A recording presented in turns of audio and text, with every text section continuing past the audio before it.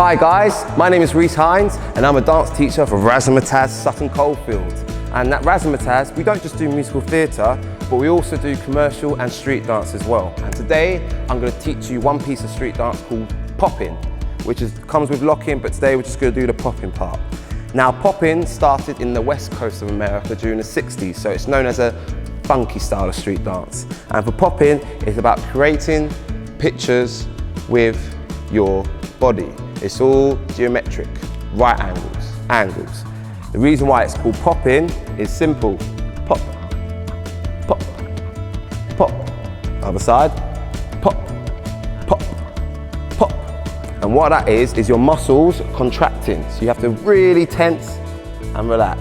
Tense and relax. You have to keep going, doing that over and over again till it gets quicker. And then you've got the chest pop. So if I go to the side, you need to put your chest out. You should feel a pinch on your shoulder blades and bring it in. Chest pop. And you want to make sure it's like your ribs, someone's pulling your ribs forward and back. Forward and back. To complete the pop, you've got the leg pop. So you pop your leg, it's like you're pushing your heel in the floor. And that gives the effect that the whole body is popping.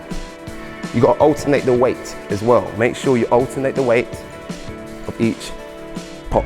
And don't forget, contract your muscles. Pop, pop, pop, and then you can add a wave at the end.